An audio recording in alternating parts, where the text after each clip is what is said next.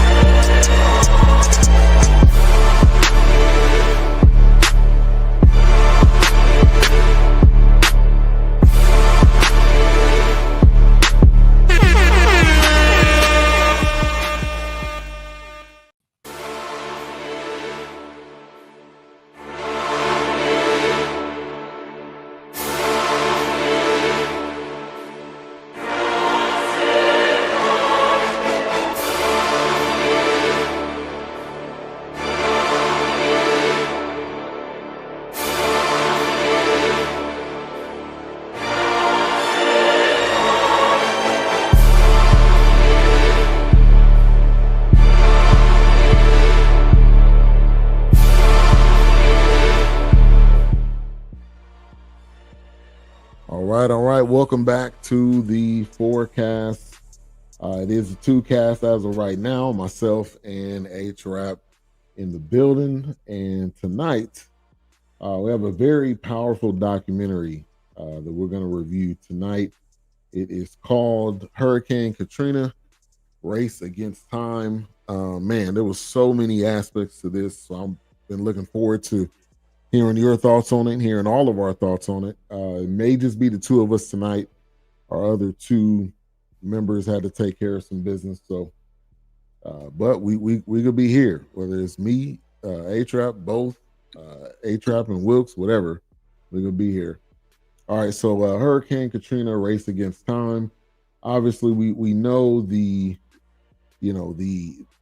what happened, but I don't know if we really know what happened, if you know what I mean. I think we just had an overview sense of what was going on, but this documentary really, really broke it down.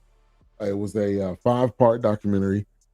Shout out to A-Trap for recommending it. It was definitely one of those that is right up our alley, and it really shows a lot of what goes on in our communities, a lot of how we are seen and how we are pictured and how we are viewed and how we are portrayed. And there was, all that and more.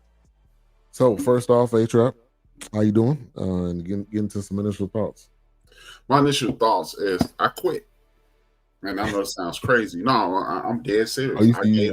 I gave up on America with this podcast, with this documentary. Yeah. And what I mean by that is I reconfigured my schedule for my shows. I was feeling myself over the weekend, so I wrote out Monday and Wednesday show, and I reconverted them to I did Wednesday show today, and I'm doing today's show Wednesday because, as you just stated, this is how people view us. This is how we're treated, and people look at this and say, no, this is a snapshot. No, this is what we've been complaining about for 100 years. Well, for 161 years as emancipated individuals. And this is what we've been complaining about since 1619. And this is the dictionary definition of me just saying, okay, man, I'm done.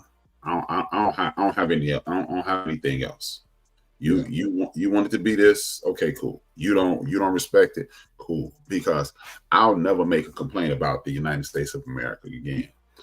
Not that I don't think that we should be treated properly, but it's not going to happen. Right. Yeah. It's just this was another prime example. We've seen plenty of examples. So anybody that says, oh, this is just a one-off situation, we've seen multiple examples for how we are portrayed and how we are seen. Even if you want to go back to Tulsa, you just burned down a whole community that didn't need you, mind you, didn't need you to manage us or to supply us with supplies. We handled it all on our own. And then you look at what's going on right now, and I'm sure you probably already have talked about it. What's going on in California? What's going on in DC? We're going back, and you said it multiple times. when we talk about the 50s, and we're not talking about the 1950s. Amen. So I know I 100% agree with you on that. But I think this documentary needs to be watched for multiple reasons. Number one, Katrina was a major time in this country where I personally hadn't seen anything like that before. Me either. And I didn't know. I don't think I did meet some people, throughout my life that weren't impacted by it and that ended up here. But we don't really know the story on how they ended up in these places, which this documentary again showed. And also, it helps you to have compassion for people that you may not understand what they went through. This really tells you everything that you need to know. It was very well done. Ryan Coogler was executive producer on it, and it really broke down what these people went through. That you'll probably never see it like this. I don't think there hadn't been a documentary yet. There's another one that's actually coming out on on Netflix. So we're about 20 years in. I think it was 2005. Exactly 20. So it's really no better time than now.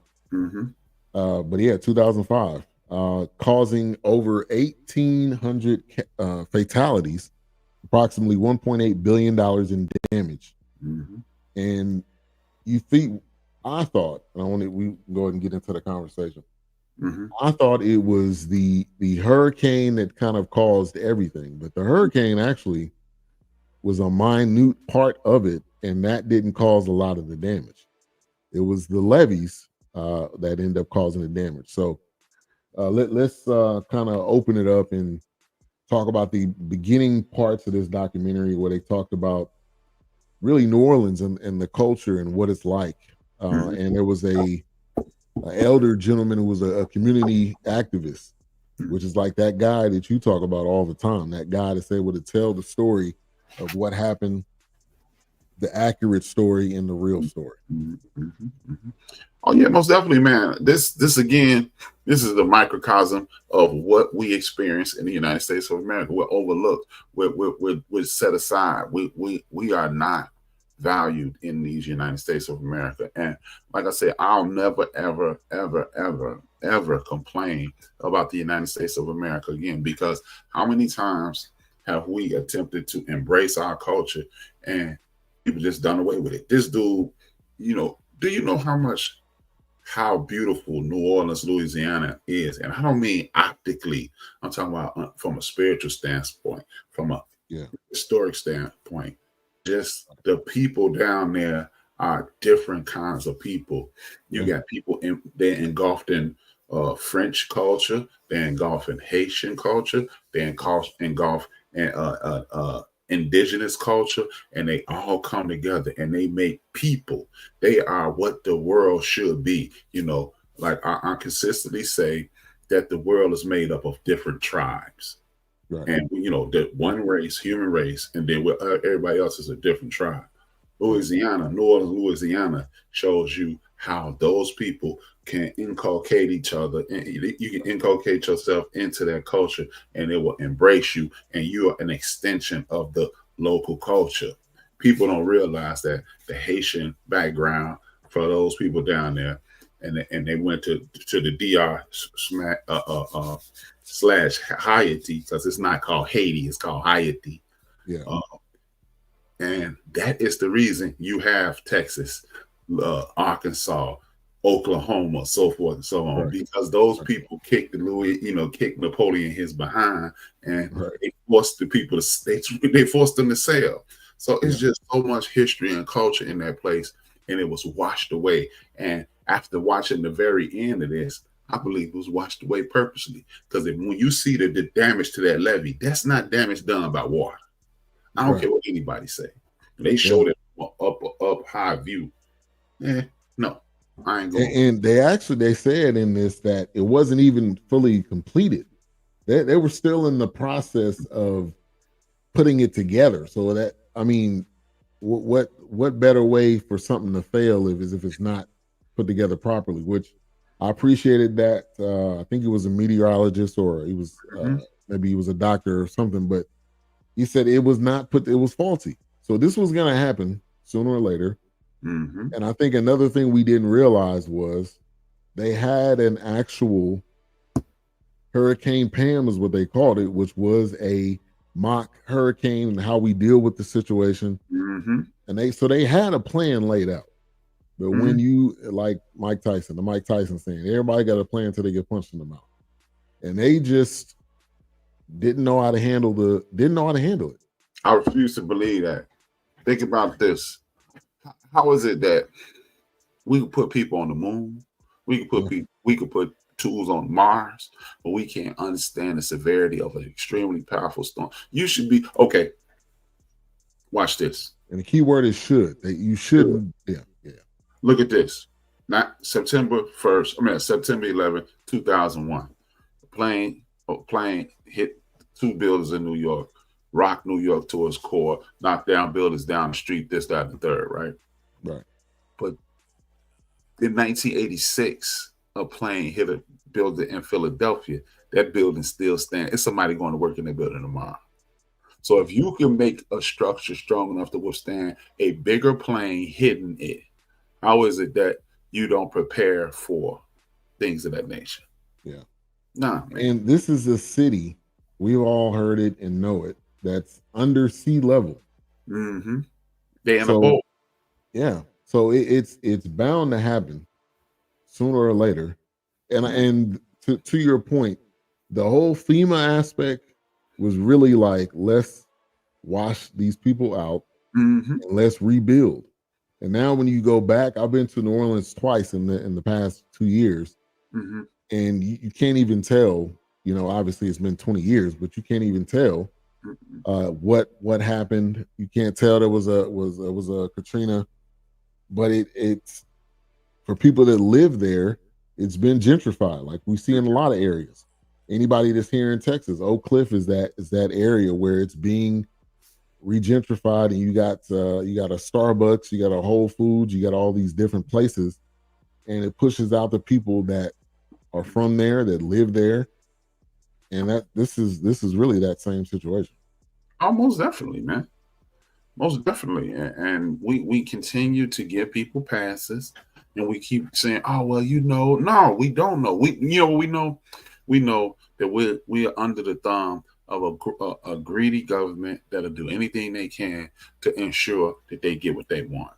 And you spoke about gentrification. The very first address I ever lived in is 1655 West Hastings here in Chicago, Illinois. That's my great-grandparents and my grandparents' residence, right? Yeah. That's the parking lot of a Costco. My dad's mother's address is 1942 West Washburn. That's a crime lab now.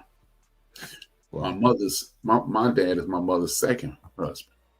Her first husband, where he was born, is now headquarters for the FBI here in Chicago. Wow. So and for years, I'm talking about as far, when I didn't know what they were talking about, you heard, hey man, the university gonna take over that land. They bound up all this land, and that's exactly who owned that land 40 years, 50 years later. Yeah. So now, man, yeah. I believe they saw this coming. They put and you when you listen to these people speak about our brothers and sisters from New Orleans, it lets you know Black people are the scourge of America in their POV. I'm not saying that we are. They don't care.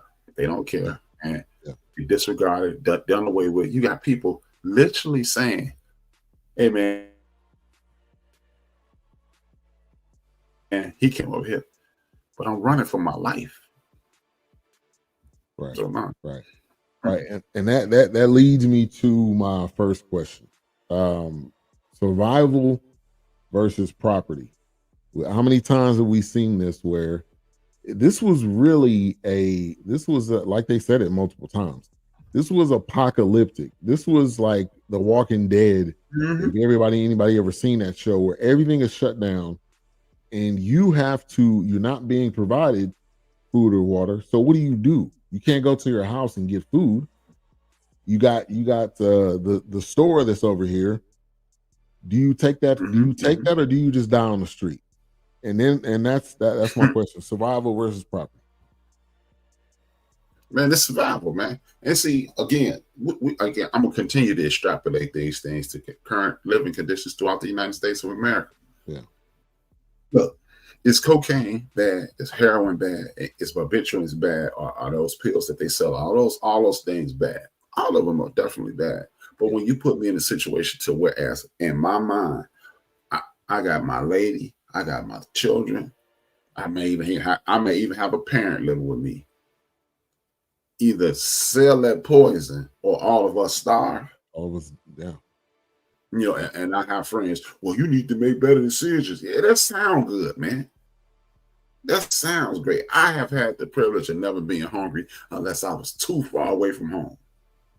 Yeah. I've never been hungry in my life and to the point where I ain't think I could get something to eat. But put somebody in that situation. I know of people who had to sell dope because their mother went in debt to the drug dealer. So that's survival mode. I ain't judging nobody for being in survival mode. They created this paradox to whereas they told the world, look at these crazy people. It's just like they do to our children today. And look at those young people, man. And then we start singing that same song. See, look at them. They looting. They crazy. Nah, man. If I got water up to my sternum, right, I'm stealing everything around me. Like, hey, that store is done. All that stuff in that store is gonna have to be thrown away, regardless, because the store it's gonna have to be knocked down. There's the mold in there. The amount of time that water was there. What's up, Will? Hey, what's going on? The amount of time that water was in there, and we're talking about like survival versus property, which was what we seen. Is when the police come in and they're like, we need to stop. And this is every single time there's a protest. The first day is, they're protesting peacefully. The second day they go immediately into the looting and people are shooting other people. It goes immediately into the negative aspect, which then basically tears down everything that they're doing. And that's exactly what happened here. But give us your thoughts. Give us your initial thoughts on this too. Yeah, it's one of those things where it's like they aren't getting the resources they need fast enough. Nobody did the check down as well as they thought they did. So, like H-Rap said, you're gonna end up bulldozing or end up clearing out the inventory. I mean, and they're reclaiming toiletries, things they need, and foods, water, and food, and stuff like that. So, guess what? Because you're gonna come in and write it off anyway. Your company, that business has insurance for things like this situation. Right. You're gonna write that off because you're not at that store willingly passing it out. So It's one of those things where, hey, our back's against the wall. You know, I'm staying at the Superdome and there ain't no toilet paper or there ain't no, whatever, and now the sewage isn't working, it's just like, now that's going down. That's declining. That's going down quick. So yeah, you get in survival mode. You start to scramble. Like they said, my baby haven't ate in 2 days. She cried. I mean, you got survival mode. At that point, it ain't gonna be the baby. You gonna make sure that baby get what they need. Right. So because if it was the other way around, if that FEMA director's kids and family was outside, he would have made the same decision as a parent. Yeah, because they want to make it seem like they always want to make it seem like, look at it. They out of control. I told you they were out of control. I told you they couldn't help themselves. You're just trying to make an example out of these people, but you're not understanding, like, they're trying to survive because they already have minimal to work with and to live with anyway, as it is. Like you said, if the FEMA center or whatever is across town, Baton Rouge, stop. You're not even boots on the ground. You're north, way north. Yeah. And then if you're across the city, how am I going to get to where these tents and these camps are that are passing out meals and stuff? I can't get there. Like you said, I got water. I'm in the attic, climbing through the roof. I got water up to my neck. Yeah. I can't even get there first. I can't even get somebody to get here first. So when you get to that situation where it's like It's all or nothing. This is what I got. Yeah, this gas station. Guess what? I'm going in this gas station. I need to get toiletries. I need to get clean water. I need to get stacks. Whatever the hell it is. Yeah. You know, I get it. It's like you get survival mode. I mean, the property, like I said, I get it. You want to try to protect those things, and you want to talk about, oh, well, what are we gonna do when you done ransack the pharmacy or whatever, and we need medicine. I'm like, hey, stop. Yeah. That'll come back. Insurance will cover all of that. Right. You got to survive right now. Right. That's like if your child or even you get in an accident. If my wife got into an accident, I'm gonna say, hey, are you okay? Right. We can get another car. It's amazing. Get another roll of canned foods. Right. It's amazing how, like, when we watch stuff like The Walking Dead or 28 Days Later, it's okay we got to go on a supply run. Oh, they call it a supply run. But then when the inner city goes on the supply run, they're looting. They still when it's real life and it's life or death. Yeah, it's looting. Yeah, it's not supply run at that point. Now the star of this whole thing was this guy right here. Yeah. And this guy right here, General Russell Honore, as soon as he stepped on the scene too, he was a man of the people. Yeah. And as soon as he met the FEMA guy is like, well, I got you a desk right here. I need you to sit right here. And he's like, hell no. No. I'm going to where the people are. I'm a general. The guy, the head of FEMA, didn't even understand what was going on, because I don't even know if he stepped foot in New Orleans at all. No, he did. No, he didn't. The whole thing. He did everything by phone and email. And there was another guy that worked for FEMA that was sending multiple emails. Like, I don't think you understand what's going on. Yeah. And there's no phones. There's no communication. Yeah. This wasn't during the time where you could send a picture on your iPhone. Yeah, that's why now they try to rewrite it when FEMA shows up at a hurricane, when the storm is passed. Now they try to rewrite it like FEMA's in there quick, setting up tents. FEMA's in there. We on the ground out here. We up front and personal. But, it's they learned from that one. What's up, CJ? Appreciate you for tuning in. Make sure you subscribe to that channel. Plays by CJ. Do not play it at work. Do not play it up loud. Put your headphones on. But he said, I ain't gonna lie. When somebody hit the back of my Charger with my car with my shorty at the passenger side, first thing I'm gonna say is, damn, I just customized my rear lights. Hey, man. Hey, some new lights, man. Hey, I hear you. I got a Honda CRV. I'm good. If somebody hit the back of that car, I'm now Wilkes with his Mustang. Wilkes about to get out with the AK. We got problems. We got problems. Yeah, Wilkes is not gonna be okay. It's not gonna be good. Yeah, man, we're gonna have problems, man.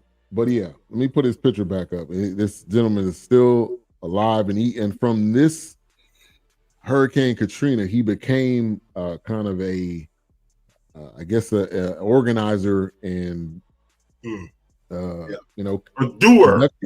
Yeah, there you go. Of these drastic situations, because nobody seemed to know what to do, who was in charge. Yeah. They weren't just a lot of let's do what we think is best, and what you think is best is not always best, because you start to put, like I just said, you start to put people. No, you start to put property over people. Yep. And again, if that was your family, that was your sister, that was your daughter, you would. That's why I believe this was a plan. Yeah. It was too many people dropping the ball. Yeah. Oh yeah, you sit up here talking about. We can't get lives back. But it's just material things. We can replace those. Can you? Because you seem pretty worried about the people taking it when they need it. Because they're in desperation mode. They're in survival mode. I gotta get what I can. I'm like you said. I'm out here with my grandma. She in a wheelchair. I'm out here with my child. He or she hadn't eaten. Or hell, I'm not worried about me. Make sure you eat. It's one of those. Your brain, like we always said, everybody got a plan until you get hit in the mouth. Right. Till you get hit, that plan is out the window. Because I would have didn't know you would. No, you would. Yeah, you and just like when we talk about you talking about slavery, if I was there, I would have ran up on them. Stop. You don't know. You don't know what. Yeah, right. And get done in. Yeah. Stop. All right. So what do y'all think of the mayor? Ray Nagin. Ray Nagin, I remember this. I remember this. Ironically, this is the year that The Wire started. That sounds good. Yeah. That sounds good. Yeah. And I remember having conversations like this. And I remember talking to this cat named Bruce. And he was like, man, this is going to be messed up for years. I said, no, it's not. I said, in about 3 years, this is going to be cleaned up. Man, did you see the damage? And I told, because people see me as a conspiracy theorist. I'm not a conspiracy theorist. I'm not a radical. I just realized what's going on. Dude, one of the things that was pervading and consistently being said was, and then I heard an explosion. Yeah. And then when I saw the levees, I wish if you can find a picture of the levees, put it on the screen, dog. Right. When you see what a levee broke and you see rubble around that, that's not what water does to things. Right. If I'm telling you, man, I'm gonna look for it. This Ray Nagin was a go. I don't know what he went to jail for. I don't know what you go to jail for 10 years. I don't know what you go to jail for 10 years for. Oh, yeah. I saw he did something like racketeer or something like that. I don't know. Getting money. But honestly, I think they were using him as a scapegoat. They just had him kind of up there. Hey, well, you go talk to the people and sound like you know what you're doing. I think they set him up for failure too, which I think he really genuinely tried to do what he could. But like you said, they were studying like what if, like years in advance, wasn't it? It was like the first episode. They had a whole plan. They had a whole plan in place. Yeah. But then, like I said, when that plan hit you in the mouth, you got hit in the mouth. Well, we're gonna go to another direction, Yeah. Here's the. I don't know if this is a good one right here, but no, it's another one. The two of them together. It's when it dried up, and you can see the little like that. That looks like what should happen if the levees break. It's this one scene where they showed it from above, and you can see where the water just was pouring. This is where the water was pouring through. It was like the water was coming through. It looks like an explosion happened. That's to me what you just put that back on the screen. That's what to me what it's supposed to look. I ain't no damn engineer, but that's what it's supposed to look like. If you able to find that one scene, bruh, it is insane. And I'm like, come on, man. And I don't think it was necessarily blown up, but I just think it wasn't enough focus and attention to detail and putting it together that if and when something happened, it was going to destroy that whole area. I think that's why didn't make them tall enough. Why would you make it? You're already under sea level. Because Greenland got the same thing. A whole country. Yeah, that's all, I mean, yeah, it's crazy, man. Yeah. And the amount of terror.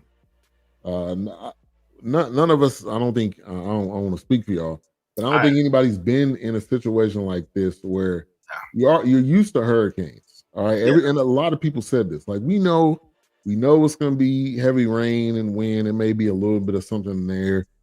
Immediately after, everything was pretty much good in most areas. Yeah, and then the water just started rising, which made me think of the Central Texas, which I was actually in the middle of the night. Right. When that happened. Oh man. But it made me think of that when you wake up and the water is up to your neck. Right. Like exactly. That's no level of terror that I don't ever want to experience. I don't want anybody I know to experience. Yeah. I mean, even like they said, like they walking in the street, they were like, "Oh man, it's okay, it's over." And I was like, "Wait a minute." They were like, "What's happening? Wait a minute. Why is the water? Where's all the water coming from?" It was like, what did they say? Like in about 5 minutes, it was already. It was already like up to the tire of the car.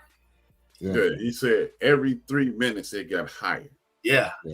Oh, jeez. And this is one of the images. That's right. That's up to now. This guy in the middle is probably tall, but the other people behind him, it's up to their chest, and they're walking underneath the freeways. Right. Ain't no telling what was in that water either.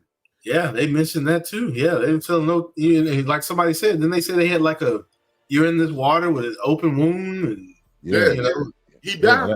He ended up dying. He ended up dying. Yeah. And then there was this one lady, some reporter.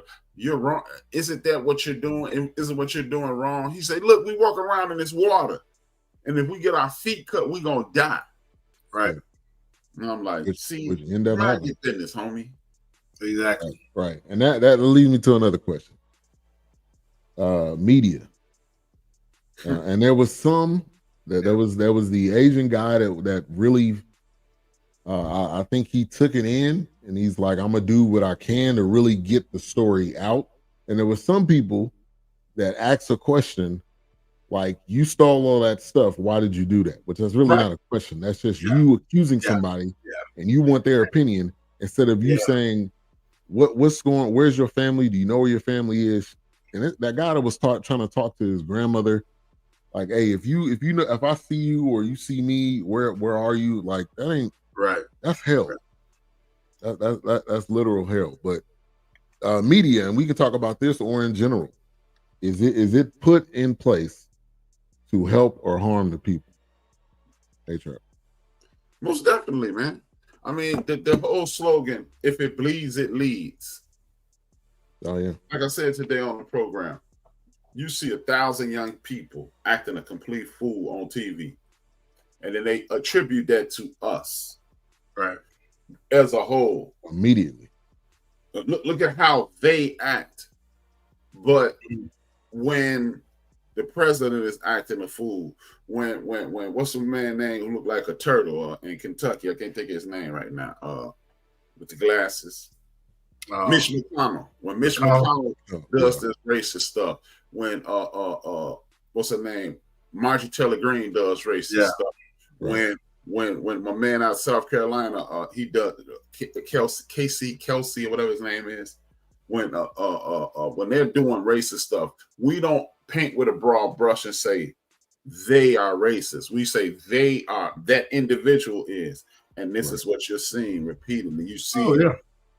So the media, that's why people like y'all living in Texas. That's why you are led to believe that Chicago is a war zone. You shot everywhere. Or I even go in the other direction. That's why you're told that the police hate us. So if you ever sit down and have a conversation with a cop, you'll be like, man, he ain't tripping. Right. But he's not even on that. Right. But they won't let you say that because they need that tension. Because if you ever start having conversations with these people, you're gonna fool around and realize you're dealing with a person. If you're dealing with a person, the chaos ends. Yeah. We need the chaos. Yeah. The chaos fuels the economy. And that's what we're dealing with, man. The chaos is fueling the economy. Yeah. So, of course, the media is a major contributor. You saw it in the water. They kept promoting a serial killer, but they weren't promoting the drug dealers because the drug dealers helping us keep our jobs. The serial killer is just a one-time entity that eventually he either gonna stop or we gonna catch him and kill him. Right. Yeah. So, Wilkes, you want to add anything to that? I think when you have someone that is going to give you the news that brings awareness, it helps then. But when you get it into the hands of the CNNs, the Fox, the local news channel, even when you're standing there, they're like, oh, let's go talk to this gentleman. Oh, focus back in here. Zoom in right here. Get a tight shot. Stop. What does that have to do with anything that's happening right now? Because you want that article, you want that news shot, you want the best images, and you're not even contributing to making an awareness. You're contributing to just start mess and keep it going, and you're putting it in the wrong light. You want to zoom in on somebody tiptoeing through the water, out of the grocery store or something like that. Not saying, hey, a survivor here was looking for some food to eat because things were scarce. You're not going to say that. Right. You're not going to say that. Right. It's just, well, police have been in this area multiple times because there were reports that people were stealing from the grocery store. But you're not even trying to say, as you see, we have a survivor here. Looks like he's gathering food to survive and maybe feed his children. You're not saying that. You don't want to talk like that. You don't want to hear that part. Right. You don't want to hear that part. So yeah, the media definitely will definitely push that narrative, man. They definitely will do it. To make it just to whatever sells the big story, whatever puts it on the front news, what's ever going to be on the nightly news, the headlines. Oh yeah, they want to keep that thing going, that wheel turning. Yeah. So I wanted to get to a couple of photos. This one right here, this is in front of the convention center, and it's just, I mean, there's people wandering around. There's somebody in a chair right there, a wheelchair. Yeah, got arrested by the police car. Right, because they don't have anywhere to go. They say you can't leave, and I think one of the worst parts of this is the communication just didn't go one way. It right, was and there's no power. You don't want to. I mean, of course they're gonna be out in the streets. There's no power. There's no AC. There's no water. There's no. I mean, right. I'm gonna be outside, and then I can't even imagine what happened when it gets dark. Yeah, really, and they didn't really show a lot of that. Yeah, they didn't show a lot of them when it's dark and what's really going on. And you really got problems. Right. Yeah, because like I said, a lot of they were probably in a race trying to restore power in some places, but the majority, like those people living, like having to stay in the attic, nighttime is coming. Is this water gonna stop rising? Is it gonna keep rising? You don't have flashlights. You don't have any kind of light. Right. I mean, what do you want? That fear sets in, man. Right. And here's a couple images. This one right here. Oh man. Gosh. You're just looking at houses underwater, which I've never seen anything like. You're looking at just the whole city. They said 80%. Yeah, when they showed that map, was flooded. Yeah. Oh my gosh, this is insane, man. Yeah. I've never seen anything like that. And for me, I don't think, and I want to get your thoughts on this. I was in California at that time, so we're watching it. Again, we're watching the news, we're watching whatever coverage we can see. Mm-hmm. But we didn't know the severity of what was going on. We just thought, okay, the levees broke, and I thought maybe in a couple of days, okay, everything's all good. But it was day 5 when they finally started to get some relief. Yeah, I remember watching things like the nightly news, just trying to get pieces of it because I was working nights. When this happened. So I just tried to get information where I could and read articles where I could. But a lot of the images were just people wandering aimlessly, like, where am I supposed to go? Or like I said, I remember the bodies that were bloated. They didn't, and just around in the water. Floating around. Yeah. I mean, I remember the images of there was a fire at one point. One of the houses or a building or something was on fire. So I just tried to get stuff here and there. I really, honestly, I tried to stay away from Fox News and CNN. I tried to stay away from those outlets because I wanted to see like what I could get that was going to be like, okay, this is what's happening. You see the babies are crying. I mean, just like the distress. The lady's got a hand on her head. I mean, it's just like, I don't want to hear the media talking about, can we get a Zoom? Can we get why do you want to interview me? Do you see me right now? Right. I don't want to interview you. I don't want to be on your camera, man, because you're not getting if you want me on your camera, I'm going to lose my shit. Right. Exactly. Hey, it's about to get real. Yeah, because right now, this is what's happening, and this is what you don't want on your TV. And no, don't cut me off when I start going left.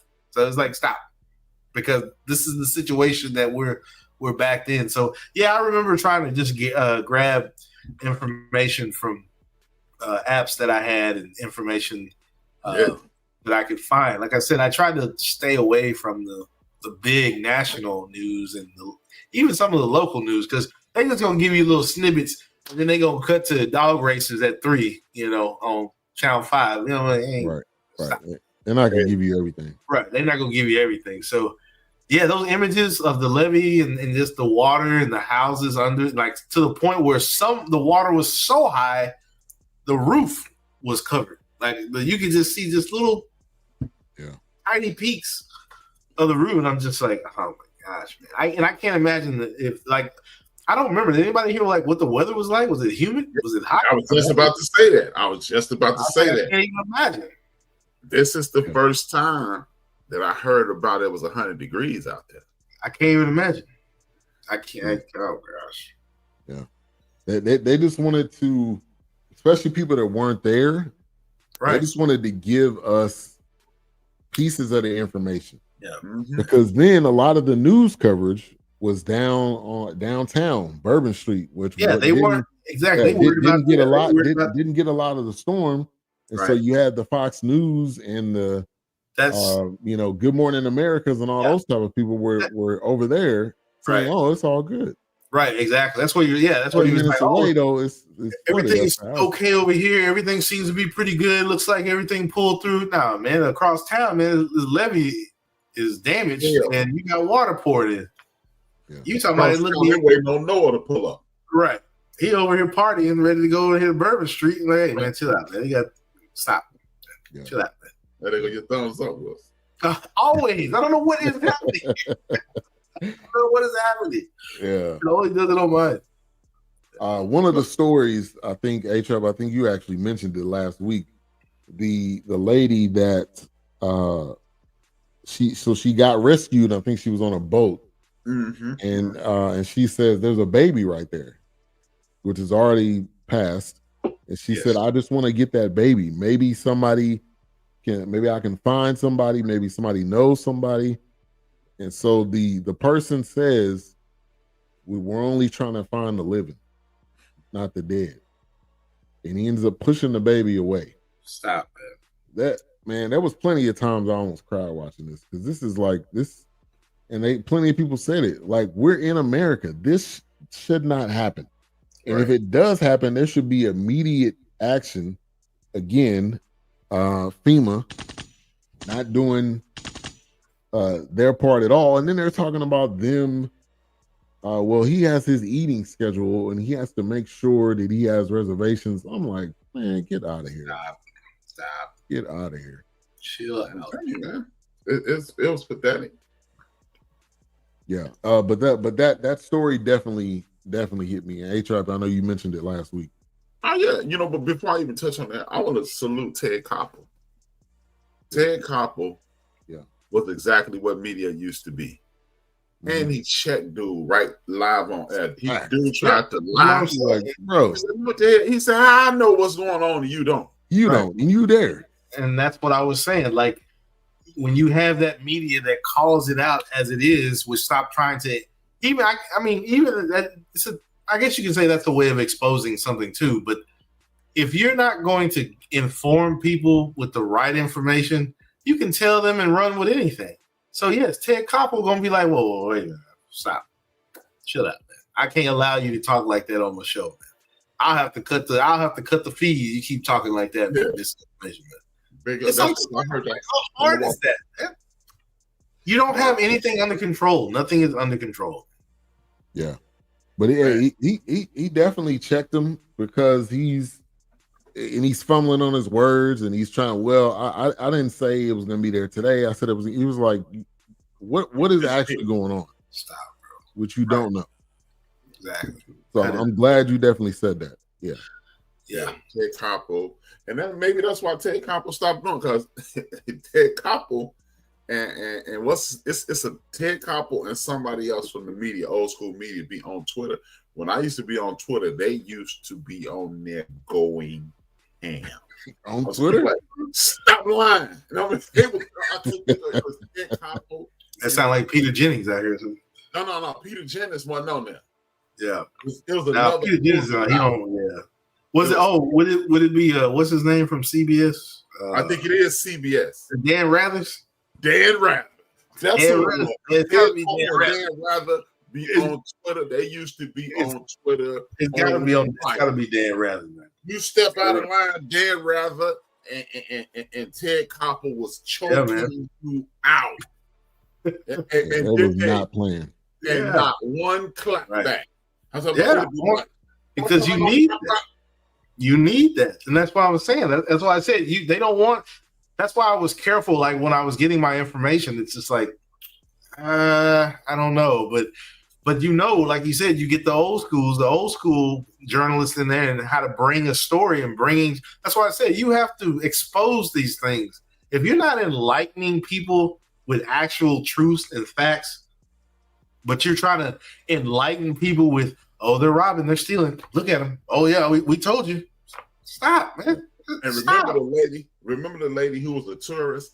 All they're doing is stealing. I'm like, oh my God, yes. This ain't your crib, baby. This ain't your lane. Yeah, and she was on Bourbon Street. Right. She not even in the thick of what's going on. You watching it again from the TV. Thank you. Exactly. And you're buying right because they're gonna show you what they want.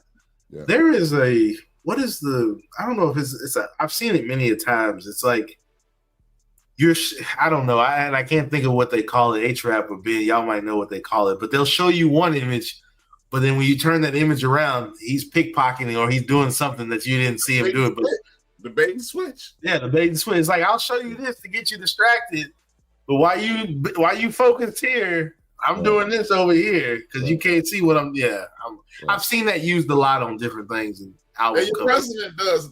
Your president's the best of it. Hey, what about you and them kids? Hey, man, it's a lot of crime in D.C. Right. We about to send the military over there right now. Kids. Man. Yeah.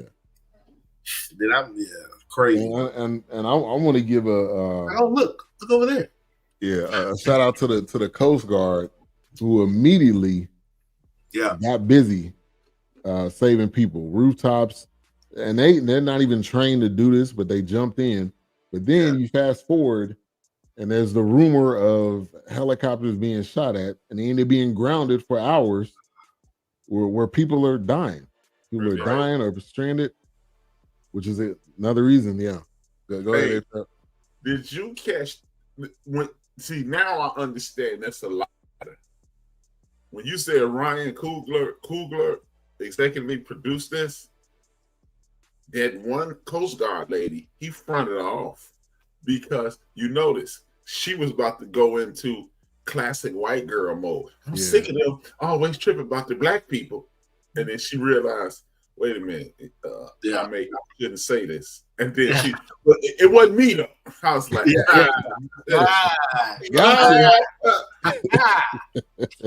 gotcha. Yeah. Oh, absolutely. She be like, I'm sick of these, pretty much. I'm sick of these niggas. Right. Oh, she say that kind of. Yeah. Right. We got to continue, please. Retort. Yeah. Yeah, man. It was because the Coast Guard, they said like we didn't have, and that's what I was telling Ben. It was like, it's amazing how something that was formed in 1979 and you don't take the initiative, we get our direction. We're waiting on the first responders to tell us what they got going on or what they're doing. But yet you got the National Guard, wherever there's water and in distress, we don't have to wait. We go right in. We ain't gotta wait. We can get right in there. The Coast Guard. But it's just like, really? Like, this is what you're doing? That's why I was saying, it's like, I think they took a lot of heat for how they handled Katrina. So now all of a sudden they got to look like, oh, we're here first. Oh, we got to set these tents up. We're going to get people in here. We got food. We got truckloads. I mean, they got 18-wheelers now coming in, trucking in food. It's just like, I think they really caught a lot. Obviously, they did catch a lot of flack for it, but I think that's what they're trying to continue. But it's just like, it's done. The situation was horrible. It's day 5, and they just now are pulling up with trucks. Right. It's day 5. How many people from day 1 to day 5 died? And I'm not even talking about the people at the convention center or the people at the Superdome. I'm talking about people that were still in their houses. Yeah, that they didn't get to. Yeah, they didn't get to. At least 5. At least 50% of that 1,392 people. Oh yeah, because when you think of elderly that can't climb to the roof, they sitting there on the floor. As soon as that water come in, they done for. And especially if they already said, I don't have a choice but to sit it out. Yeah. Yeah. But now all of a sudden we in trouble because I'm confined. I'm limited mobility or whatever. You know, it's like, hey, I can't. Anybody heard from so and so? I can't reach them. And then of course, when they did get power or cell tower back, who's got a phone? Who's got a charger? Too late. It was. You don't have anything. Electronics, everything's ruined. So you can't. Yeah, you can't get anything. Yeah.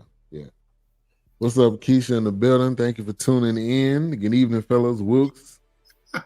Now I'm out of temporarily.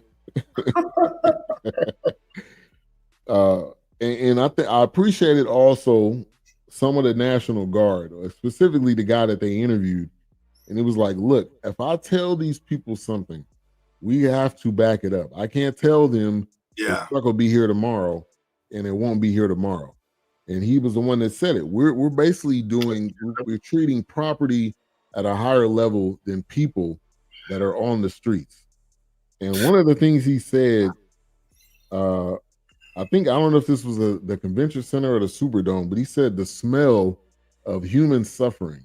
Mm-hmm. That's a wow. Man. That's what I'm saying. You want people not to go get toiletries. You want people not to go get food. You want people not to go get blankets and something dry because they're tired of being in the fucking water. It's looking wet. and plenty of the people said, I'm not even doing this for me. I got my kids. I got my grandkids. I'm going out there to get something for them. It's not even for me. Or the family next to me because they got somebody in a wheelchair. Let me go try to find you into something. I'll be right back. And this goes to the point that the poor is the poor. There was people of all colors, all races out there. They were all poor. Now, you think of the affluent neighborhoods and all those people, I don't know what they probably end up getting hotels or had a better option or whatever.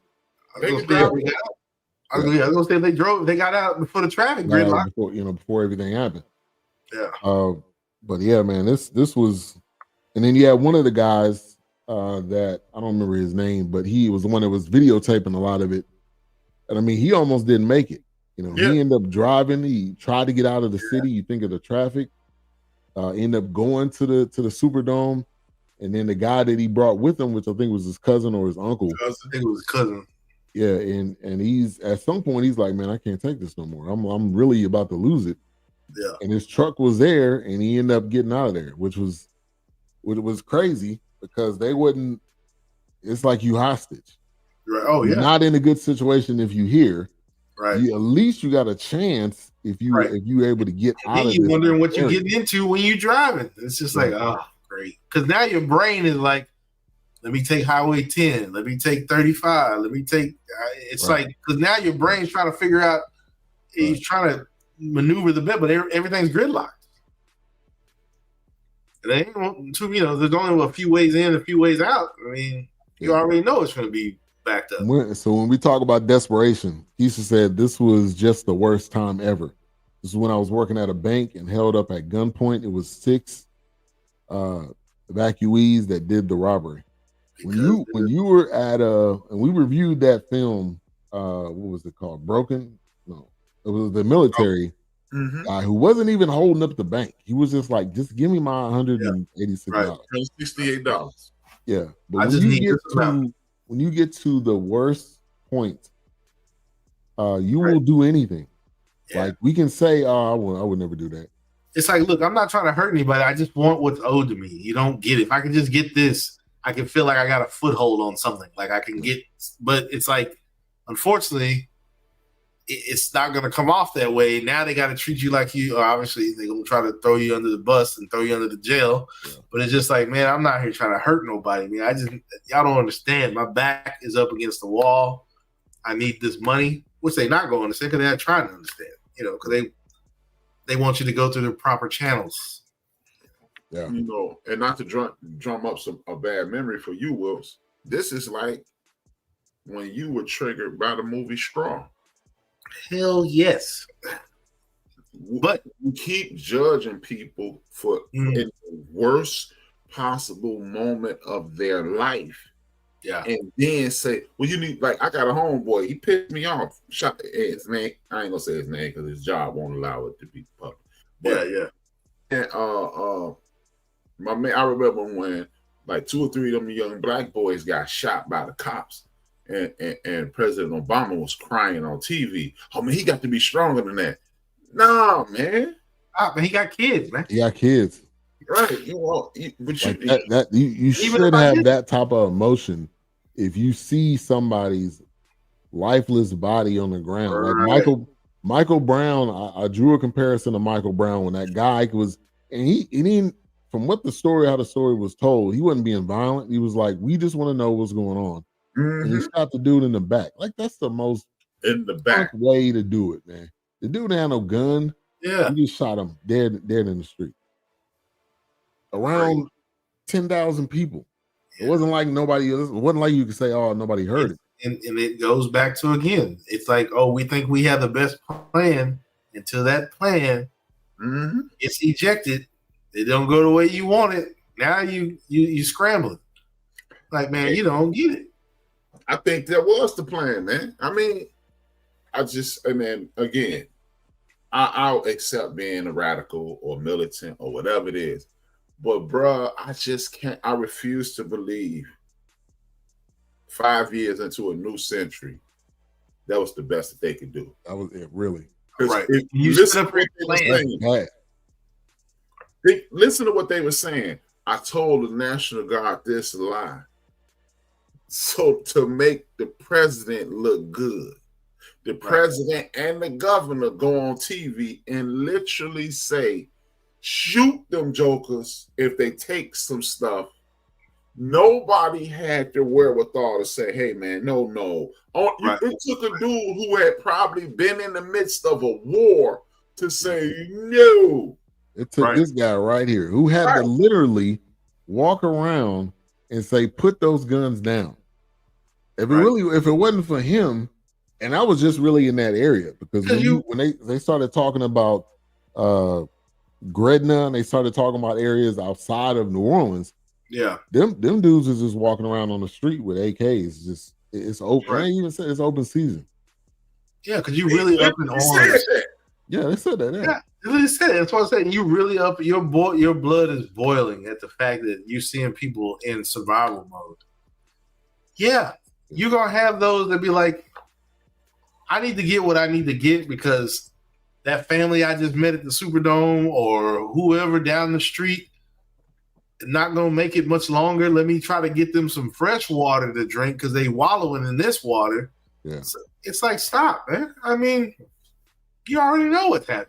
Yeah, I agree with you, Keisha. Watching this movie helped me to understand that those people were honestly living in desperate times. I mean, this is honestly, this is beyond desperate. This is like the last days situations what they was living in. Yeah, that's what I'm saying. You doing people were making fact checks and getting arrested like crazy, probably just to get shelter. You doing anything possible to survive because it's like just like some people were saying, it's like this is all I got. Yeah. Just like the guy with that boat, he was like he would ride the storm out in the boat. He was like, "This is all I got." I mean, I don't have the luxury of going to another house. Like I live on this boat. This is I make a living on this shrimp boat. This is it. I can't let my boat go down. If the boat go down, I can't work. Yeah. And like growing up in the neighborhood that me and Big Illinois grew up in, I remember moving there and I was thinking, man, because I'm from the West Side. And West Side people, we got pride in the West Side. We don't move off the West Side, by and large. My mom moved us to the North Side of Chicago, and I hated it initially. As an adult, it was the greatest blessing in my life because when I walked out of my house and walked literally 200 feet to the left, I saw millionaires. If I walked 1,000 feet to my right, I saw people who didn't have. So it allowed me to understand why people sell drugs, why people use drugs. I mean, I've seen, to be perfectly honest with you, man, I should be in therapy somewhere. I got a homeboy.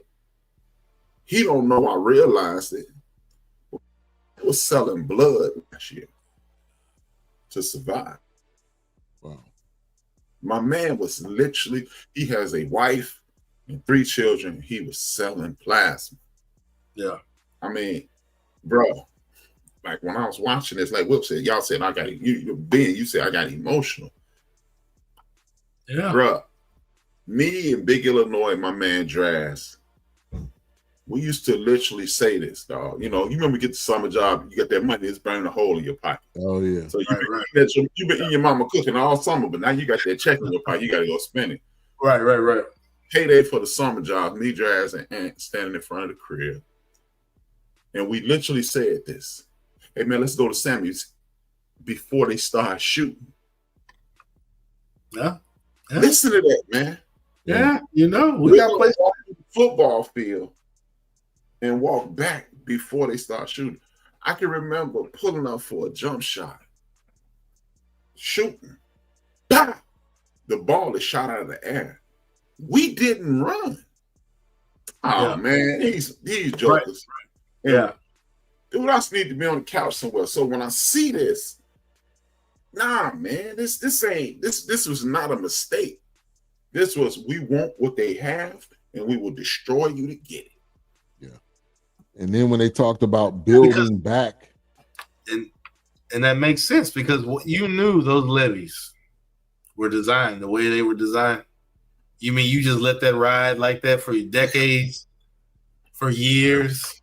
Yeah. It's like you playing with it. You playing with a bomb, right? You know, one day, right, it's gonna blow up. You just know it. But because like, what if you get hit again and that water don't recede? Yeah, that was one of my questions. Like, can this happen again? Which the answer is yes, because the scientist or whoever that guy was basically saying, with global warming, you're gonna have to raise these again. And did you hear what that man said? You hear the words out that man's mouth? He said the Everglades is a natural defense for the coastline, because when that water starts hitting in between those trees, it's going to slow that down. Soak it up. Yeah. You don't have a blockade anymore. Right. So now you're losing the water off. Exactly. And then it cools the water off, because that's a whole different tip when that water's coming in off that Gulf, off that coast. Right. It's like, what are you doing, man?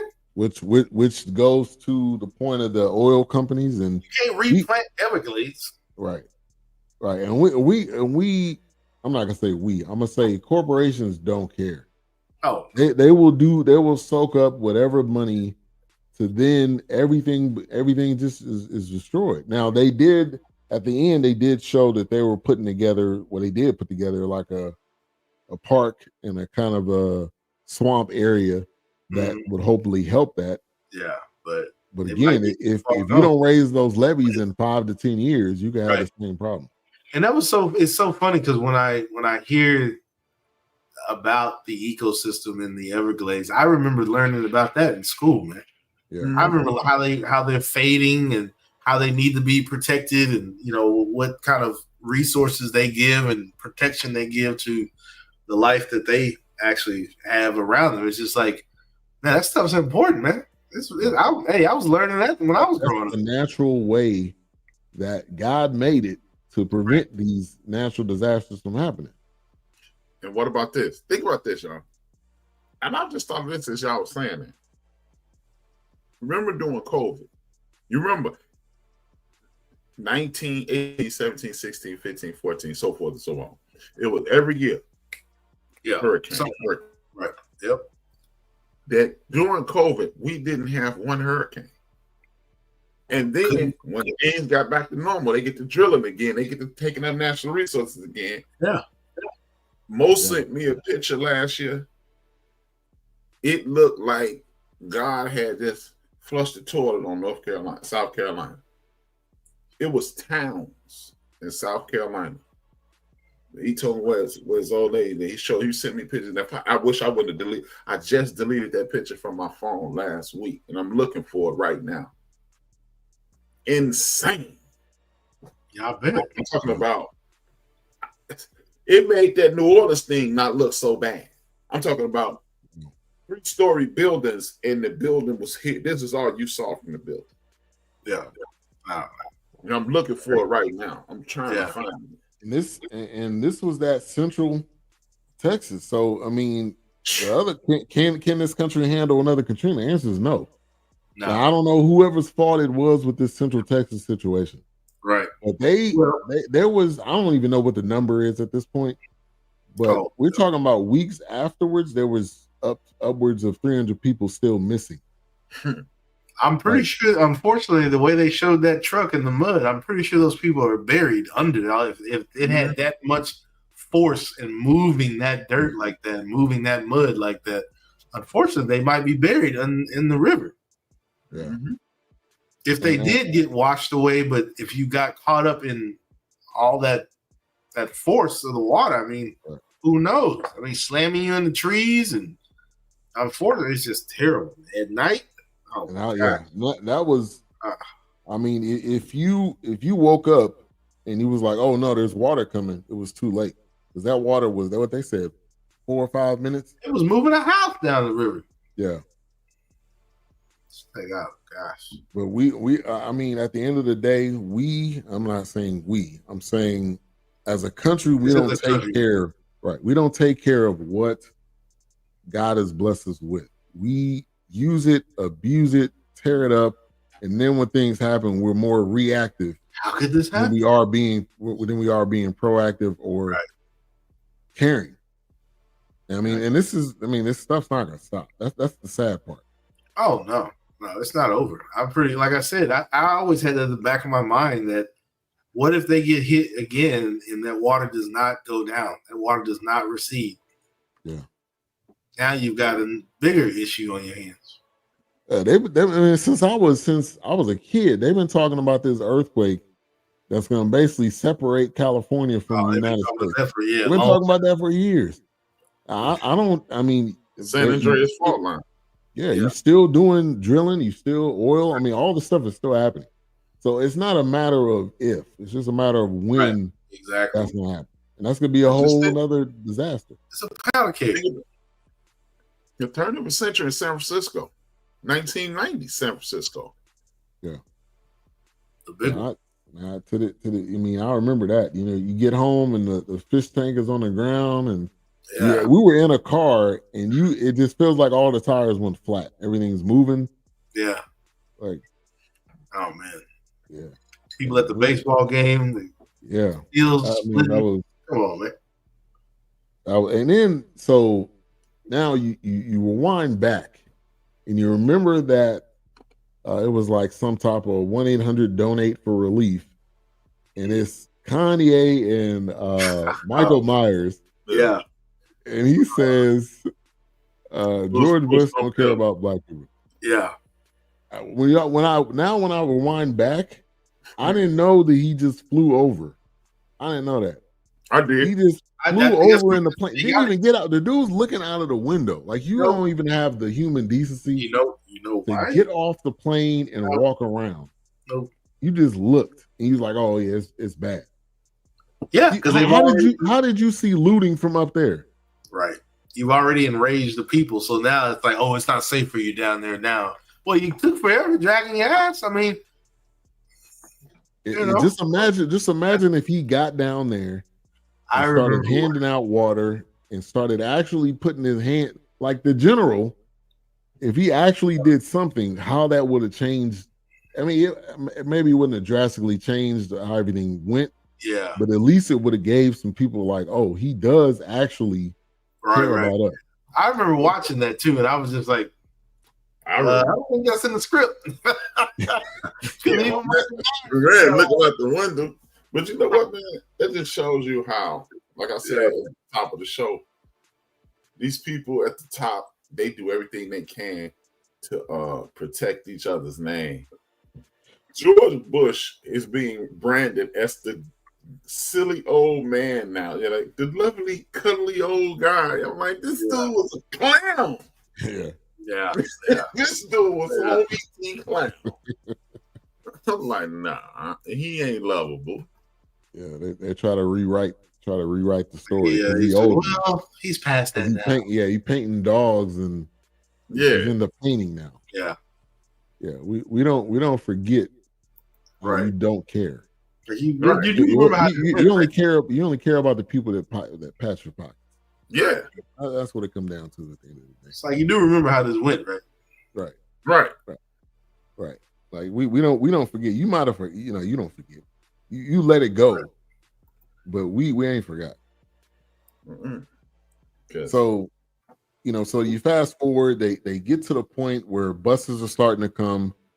And there was a lady that had a hair salon. I respected her too. Shout out to her. She was like, look, this is my spot. I'm not leaving. And they almost got her house and her salon and everything, but she ended up every penny she had. Yeah, everything she had, right. That's what I'm saying. It's like, now you're trying to take stuff, man. Come on, man, stop. Right, that's the game plan. You destroy it and then you take it. When you talk about that, the buyback plan, it was either you got paid, or either you got the value equal to the value of the house. If that house is in one of the poorest neighborhoods, that value is not going to be really worth anything. So they probably paid him $2,000 or something. But basically, you would just use that to move out of New Orleans, which a lot of people did. One guy moved to Austin. The guy that was holding his babies, and he was in the Mardi Gras parade. He ended up moving to Austin. Another guy ended up moving to California. But I didn't. Oh, go ahead. No, I was gonna say, I definitely, when you were just saying that, I was thinking about how I do remember people saying, "Hey, I'm not going back," or "I can't go back," or "I got to start over now." I do remember those conversations. Hell, I remember those conversations with people at the convenience store, because, like I said, when I was working nights, I would stop at the gas station, grab some snacks or grab something, and you would. Obviously, they're from New Orleans, and you were here. They would be there. I can't go. Yeah, I'm up here from the store. I just drove and just kept driving. I was like, I got to find somewhere. Yeah, no, I remember those conversations at night at the gas station with people from New Orleans. Like, yeah, we got out before it hit, or it hit, but it hit, but we were able to get out. We can't go back. I don't know what the house looks like. I remember all those conversations. Yeah. When Katrina actually happened, I was in California. Towards the next coming months, I moved here. And we were in apartments in North Dallas, kind of Plano area. There was people that they were giving vouchers. I mean, and these people were there. Yeah, and they're like, "Look, we just need help. We're not asking just for a handout. Yeah, we need help, and then we can get on our feet and we can hustle and do what we need to do." And that's how we ended up with a lot of the restaurants that we have now, a lot of the daiquiri shops, a lot of the cuisine from that area. Hey, Mr. Cajuns is over here in Forney. Well, hey, they stop off in Houston and they hop up to Dallas. What do you say, Trey? I'm eating there. Nah, that's sir. Yes, but sir. I don't think I didn't fully understand how they ended up in these states. They were talking about California, Utah, Austin. I mean, they're all these surrounding areas. Yeah. So they end up getting them on these buses. They're not really telling them where they're going. Right. They just drive. They just get on a plane, and it's not a plane with seats. Because when we're talking about the military plane, they're just sitting on the ground. Cargo plane, right? Exactly. And they just end up in places. I thought. Naive me, I thought they were like, okay, where do you want to go? Do you want to go home, or do you want to go to Houston? Right. They were just shipping people places. Yeah, they were with the stuff that's on their back, with a bag of whatever they had. Yeah, that's why I keep saying, man, this was a plan. Yeah, when we talk about the Great Migration, this had to have been a close. You started. It wasn't that meaning, but I mean, it had to have been the second largest migration, I think. When you start dabbling into, okay, well, this is it. We know they're really probably not going to come back, so just put them anywhere. I mean, they're so distraught and whatever. Just get them out here, man. Just get them out here. Tell them you're going to take them to somewhere all away from this. Just get them out of here, man. And of course, you're going to start sprinkling some of that in. Of course you are. Yeah. Hey, you already know what you're doing. I remember bumping into a lady from Louisiana. And she said, "Hey, excuse me." I said, "Hey, what's happening?" I didn't know what she was from. I was like, "Hey, how you doing?" And she was like, "Hey, can I ask you a question about Illinois?" And I was like, "Sure." And she was like, "Has it always been this racist here?" I was like, "I'm from New Orleans." I said, "Oh, okay.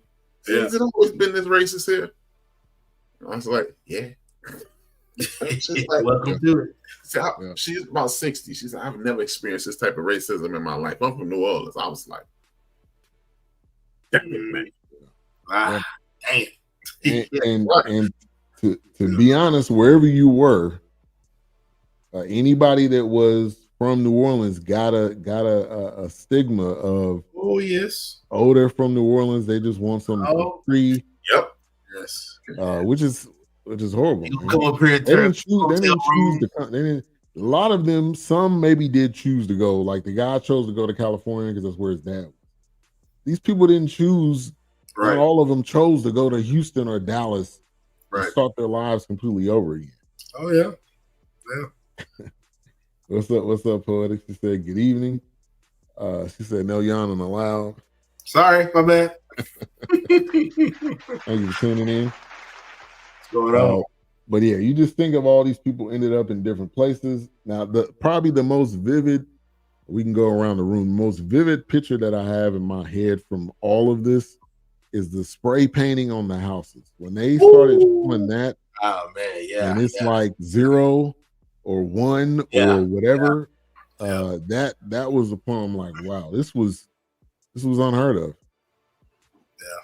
Oh yeah, when they started like spray painting vacant or 1 dead or 2, oh man, it was crazy. Refer to A-Trap 200%. Yeah. But yeah, that image will never leave my brain. Man. The image that I have has nothing to do with this. Remember Spike Lee did when the levees broke. Yeah. And he was driving through. They were driving through with stuff when it was like as soon as the water went away. Yeah. I'll never forget this. This dude, he couldn't have been no more than like 6 feet tall, but he was literally. Hey, Wilkes, put your left hand up about right here. That's how high he was off the ground. Because see, you can tell how Wilkes is from his floor. Yeah. He was about that. He was that bloated. It's on HBO when the levees broke. That is stuck in my head. This dude couldn't have been 6 feet tall. He was at least 3 feet up off the ground because his body had taken on water and he had expounded that much. Yeah, that's crazy, man. Yeah, the body that I saw, it was actually on the turnpike somewhere, like close to the dome, the Superdome, like off the highway, and the body was just up against the concrete barrier right there, and it was just bloated. It was just laying there, but somebody had covered him up. But it was just like, oh man, I was like, he died right here on the turnpike. Yeah, and that could have been when the mayor said, okay, go on the other side of the bridge. I think it was Algiers, is where he was saying, go over there and, you should be able to find some relief. That means they had to walk miles to get over there. And then when they get over there, they turn them around and say, no, you can't come over here. And that's what I was saying. That's what I was saying. And that's what I was saying earlier. You want people to go across town on what? To try to get where to get help and try to get food and try to get shelter. Yeah. And how many miles is that on foot, man? Right. And then what you got to trek through and get through. So guess what? It's not just you. Most of these people, it was not just, it's just me by myself. It's families. Exactly. It's their grandmother, their grandparent, the babies. I mean, this is. Oh, man. And like I said, it's hot. Yeah. 100 degrees. And I know the humidity was stupid as all hell. I know it was stupid. Right, that's steaming. Yeah. Oh, they out there like clones, man. Right. Oh, man. So shout out to all those people. Round of applause. All those people that had boats, had their own boats. And they're getting out there trying to find people. The other guy that was at the American Can Apartments, he was former military. And he ended up kind of getting a group. And the saddest part about this whole thing is when it was all of us standing on top of the roof, helicopter kept going by. Right. So in his genius mind, he said, let's get all the elderly white people on the roof. And then the helicopter ended up stopping. Oh, it's one of us. Right. Oh, I had an epiphany. So man, shout out to all, and that's us, man. Like people say whatever they want to say, but if we have the opportunity to give something, if we have the opportunity to help, we're gonna do it. And it's all. I mean, it's almost. It could have been a detriment to them. Like, what if they would have hit something and drowned? And we don't. I mean, I think this documentary was great, but again, we don't even know to what degree the amount of people that died trying to help, the amount of people that died in houses. Right. This is they show everything. I see there's another one on Netflix. I don't think we can even touch. Yeah, there's another one on Netflix. I'm looking forward to that. Yeah.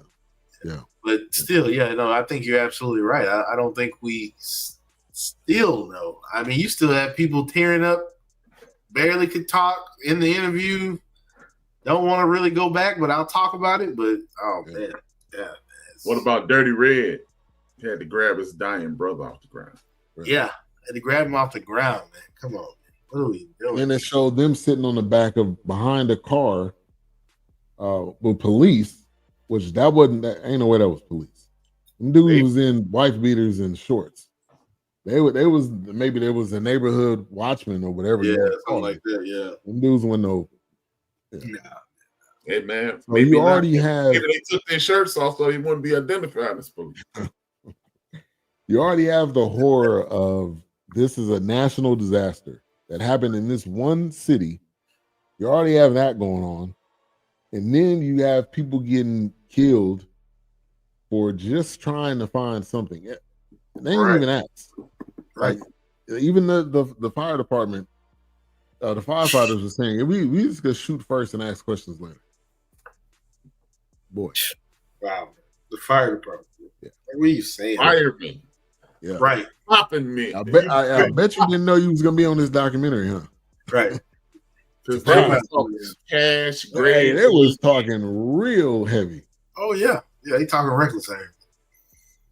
Yeah, crazy, man. So definitely, I would definitely watch this. You need to watch it just for your own mind, just for your own understanding of what truly happened.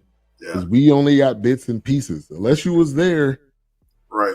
You really only got you got a minute piece of what was going on. So they end up ending it with the FEMA guy ended up resigning. No surprise. He got fired, but he resigned because that's what ended up happening.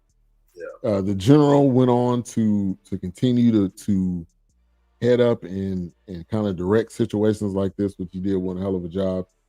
The mayor, he was the mayor till I think 2010 or 12 or something, ended up going to jail.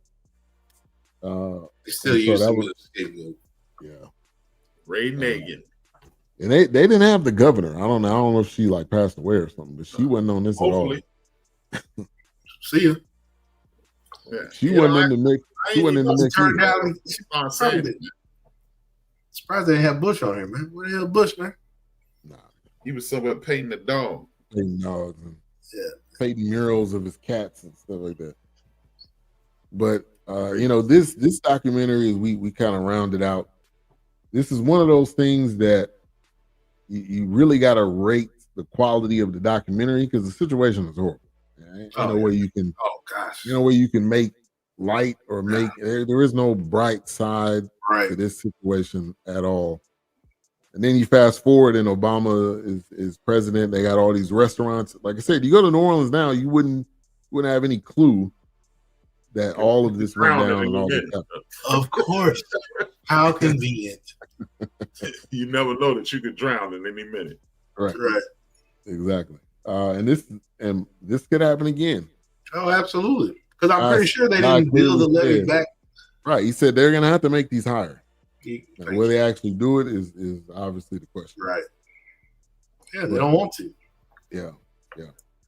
No, there was another image I forgot to mention that I remember. Them, I don't know if I didn't notice them in here, but the pumps fell too. But they had them painted all pretty and they were antiques. I'm like, you didn't even update the pumps to pump the water out if the levee did break. I was like, even the pumps fell. I was just like, what are we doing? Yeah, this was turn down this overtime. Oh, this was like a situation where you just watching everything happen, right? But you're not putting in 100% effort to make sure it does not happen. It don't happen again. Right. You're not even trying to solve the problem while it's happening. Right. Which you just open up the door and you just let things happen. You let these people die. So the final numbers were 1,392 people, which is wow. And at least 1,200 of those people didn't have to die. Right. And we don't know because there was I don't know, they counted people where the guy where his brother ended up getting cut. He died later, and then his niece or daughter or granddaughter had sickle cell. She ended up passing away. So like you think of people's medication. I mean, there's a lot that goes into your day-to-day life, and when you have nothing of your day-to-day life and your daily routine of what you got to take, what you have to do. Yeah. All right. So final thoughts, Mike. Rating. We're gonna go to A-Trap first. 5, man. I agree. This was much needed, very in-depth, gut-wrenching, tugged on the strings of your heart. I think every Black person in America needs to watch this because it will let you know about all that arguing you do about, I got my rights, and they let you know that you don't. When it hits the fan, and you're in the worst situation, nah. It's survival mode for you. But we could be in the Hyatt. Yeah, we could be in the Hyatt, looking down. Right. Nah, man. Playoffs? Don't talk to me about playoffs. Rights. Don't talk to me about your rights. You kidding me? Right. Yeah. Exactly. You got the right to die. Right. Anything you like you said, you just go push the baby. I'm like, really, man? You push the baby away with a stick. First thing I thought of was a Memorial Day, because Memorial Day in America was invented because they gave after the Civil War, Revolutionary War, Civil War, they just dumped a bunch of Black people into a pit. Right.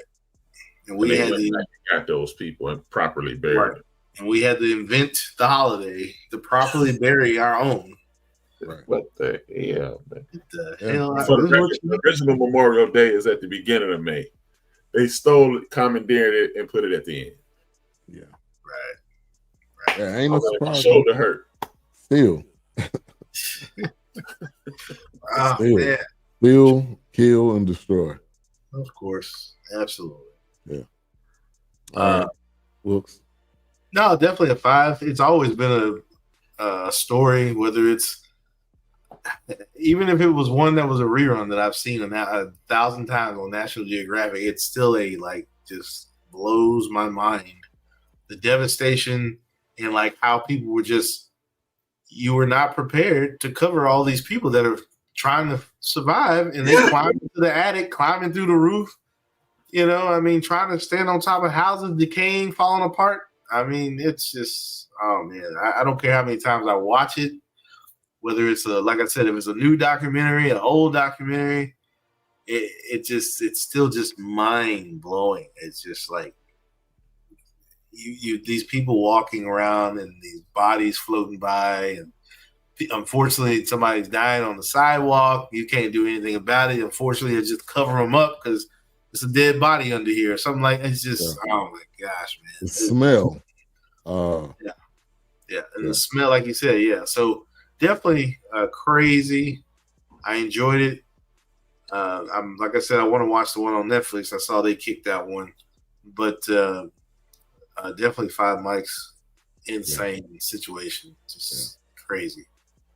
Yeah. So let me give the rate. Rotten Tomatoes gave it 100%, which definitely. Metacritic 80%, so like a 4 out of 5. It's definitely it's the easy 5. Everybody needs to watch this, because what these people went through, and the select, handful of people that came on here to tell their story.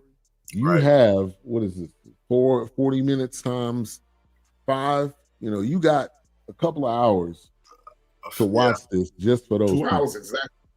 Yeah, it should be 2 hours. Yeah, you have the time to watch this. This gives you the in-depth. Again, if you weren't in New Orleans, you really have no clue what exactly happened. And this breaks it down to the very minute detail. Yeah. I mean, just the panic mode, like you said, the water's rising. I gotta think quick because the water's rising in the house. Yeah. Now the situation's at the Superdome. It's raining. Hello, thumbs up. Thank you. Yeah, there you go. Then it's raining in the Superdome now. So it's just like, we thought we were dry and safe in here. Nope. Guess what? Now we got to wander into the street because no electricity. It's getting hot in here. The toilet's not working. The same clothes really for 5 days, unless you was able to get something. Right. But yeah. Hey, unless you get on some golden draws, them suckers need to come off. Yeah, man. Right. Hey, man. Right. Yeah, man. But yeah, I would definitely say you need to watch this. It's one of those documentaries that from beginning to end, your eyes are glued to it because you know what happened. You know the end of the story. Right. But this gives you all those details that you don't have or haven't gotten. So it's a 5. It's a 5 across the board.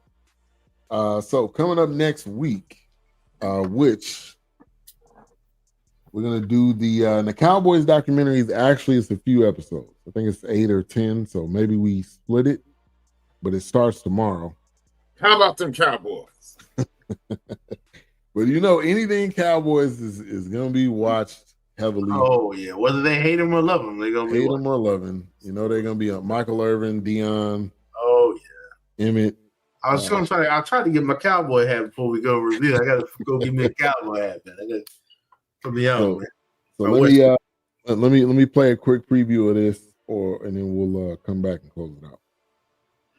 God damn, motherfucking Jerry Jones. God dang, Jerry, calm down. That's tomorrow. Hey, they gotta talk about the White House, man. That's gotta be. Had to be one episode just dedicated to that. Hey, man. Jimmy Johnson, I would love to play for him because I can remember coaches saying stuff like that. Oh, hell yeah. Go over there with your damn asthma. Right. You wasting my time out here, man. Why we even draft you, man? Get out of here, man. Right. Yeah. That's the wind knocked out of me in practice once. Coach Shannon said, "Hey, you hurt or you injured?" Hurt. He said, "Get your ass up." Yeah, and that was back when you used to have when you have hard hits coming across the middle. Oh man, we that water. Darren Woodson, gonna kill you. Merton Hanks, take that head off. Man, they would have a whole segment on ESPN. I don't know what they called it. I forgot what they called it. It was called like crack or you got jacked. Man. Yeah, man. Yeah, they didn't care about that. The best hits in the world is when you come up right, and you got your back foot planted, and you just catch. Oh, you finna kill him around that rib, baby. Hit it right here. You lift up. Stop Control X. And because you're moving forward, you just catch yourself with your plant foot, and it looked like you didn't move, but you really just caught him perfect. Right. Straighten him up. Man, I was just about to say that. Straighten him up. Straighten him up. Straighten him up. Straighten him up. Yeah. That 90s era of football, and the Cowboys had whoever they wanted, man. They had Charles Haley. Well, that's why I said thanks to Jerry. Every level they had. That's why you got the salary cap now, because he was out here just throwing money around. He was just throwing money everywhere. Oh, how much? Okay, Dion, $36 million. Come on, man. Yeah. Oh yeah, man. We get into that next week. Probably break it up into 2 parts, but yep, that's it. But tonight, so on the end of the bench, you talked about look at the history. Yeah, look at the history, man. The history tells us that we don't really have a chance in regards to what's going on. We have to stop, immobilize, galvanize, go into action, and then create something. We create a universe in which we are at the top of the food chain because we're not allowed to be on the top of the food chain. Why are we? Question, and this is an honest to God question to either one of you. If you went up for a supervisor position and didn't get it, how would you feel and why?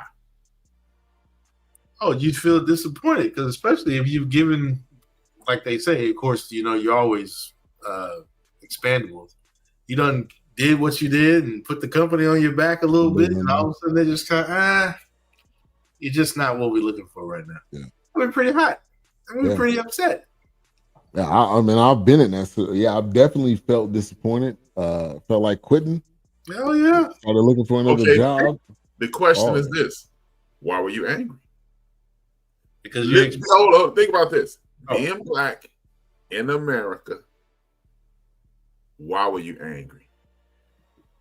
Oh, because you thought you were removed from that point, but you should know better. But you felt like you got passed over from that point. Yeah, absolutely. Like, damn, we back here again. A-Trap didn't make it past flag football. He lying. Man, look, he didn't even get on flag team. He got cut at Pop Warner, but he was 16 when he was playing Pop Warner. He was gonna do with the fake birth certificate out there hitting the kids with a mustache. Over there, man. I knew he was out there dominating and got cut. Yeah, he kept jumping off side. I'm the superstar. And that dude, that boy ain't none. I know that boy working out, man. Hey, believe it or not, that has happened at least 3 times here in Texas. Either for basketball, football. Oh yes, these dudes be coming in like 33 with a fake birth certificate. And, right, like stop, man.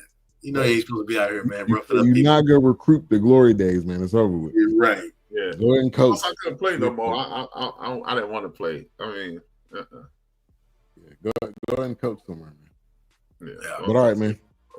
A-Trap, go ahead and close us out. Hey, man, it's good to rap with you, brothers. See you guys. Hey, man, watch this again. Put the title up again. Hey, the title. The title of what did he say? He told flag football. I'll tell y'all what that means. You saying put this up your couch. But hey man, it's I owe you one, Jack. I'm gonna get you back, Aloysius. Y'all know that's his middle name, right? Anthony, in real life? Aloysius is his middle name. Wow. We even now, Aloysius. Him and Theo Huxtable got the same middle name, Anthony Aloysius Lamb. Thank you guys for tapping in. If you don't have time or make time, watch this. This is important. If you support my show, watch this documentary. It is important because it gives you it puts it in your face what they think about people from our community. And it also puts you, to me, this is what I got from, I'm gonna say this and I end it. You know how we always say, oh, all such and such people aren't like that. We saw on this documentary, most people view us in a specific way. Mm-hmm. The dude Bush, he was dope. The Coast Guard dude Bush. Oh yeah. Yep. You can see that he was down for the cause, but most people were not. No, most people were not. Like this is the opportunity for me to get them. Right. The dudes that was giving me a rough time. This was revenge. Really. Yep.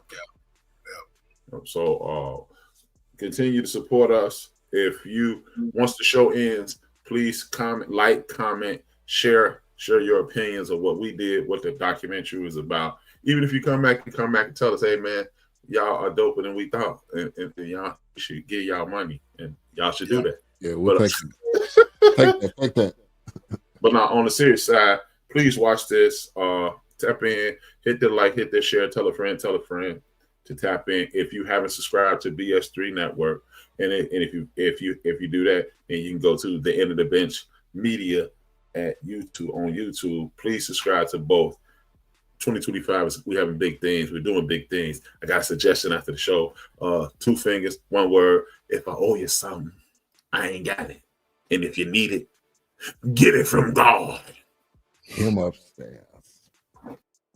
Peace.